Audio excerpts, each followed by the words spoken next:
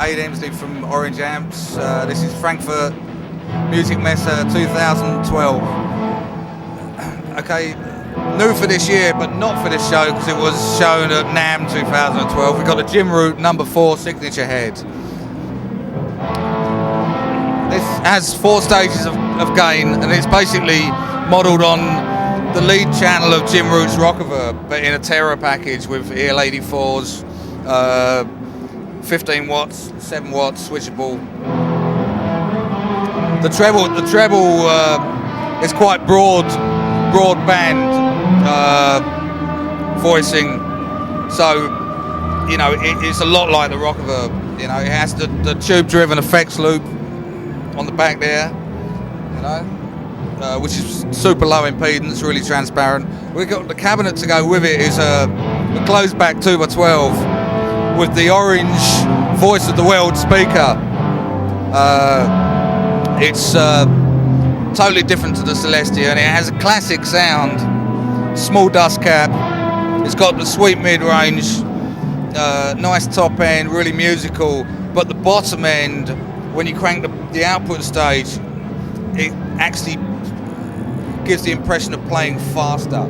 It's really fast responding on the bottom end. Totally different to where the Celestian would slow down in such situations. This speeds up, but still keeps all the vintage action happening in the mid-range and top end, you know, and the way it saturates. We've also got the OR15, which is exactly the same circuit as the Jim Root, but the treble is revoiced, so the treble covers less of a frequency range, so it's just doing more of the high frequency. There's slightly less mid in there. The bottom end early on in the amp is voiced a little tighter, which gives the impression of having slightly less bottom end but a little bit more low mid. It's voiced more boutique-y and more sort of classic than the Jim Root, you know. It still has 4 stages of gain available there for people who want fluid gain, and it's got the same transparent effects loop as on the others.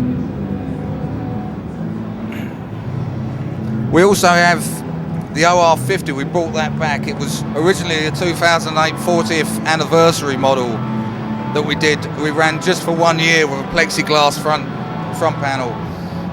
We've reintroduced it with the metal front panel, obviously to make it more affordable. And this is different again in a way. It's 3 stages. It's very clean up to about a third of the way, but it gets really dirty when you floor it. You know, this control with the little fist there is like a filter up until the white area at any volume, and when you're in the white area, the more the volume's turned up, the more treble boost you get, because that's also doing the negative feedback thing at the same time. It's doing 2 controls in one, and the volume control can be defeated with a foot switch, so you can knock it to flat out on the output level from a foot switch for like lead boosts and stuff, you know. And the EQ on this doesn't filter the overdrive. It tends to voice it. It's before a lot of the overdrive's made, so it works more in a vintage manner, you know. Also, we have this little chap here, the Micro Terra. You know, good one for the kiddies. Good one for the kiddies. Yes, we got a single 12A X7 valve tube doing the early stages of the preamp. You know, and some of the distortion. It's kind of like a simplified Tiny Terror, a classic Tiny Terror sort of miniaturized. It's got a Class D solid state output stage, which will make 20 watts RMS into 4 ohms. It will make less power into higher impedances, but maybe that's exactly what you want in for whatever application you're wishing to use it for. It's also going to be available with an upgrade power supply that comes standard with a floating one, but you can run it on a laptop power supply, and then you'll get a little bit more power and less noise and more headroom, more signal to noise ratio, better signal to noise, if you want to record with it or use it for more of a professional environment, you know. And that comes with a single 8-inch speaker cabinet, called the PPC 108.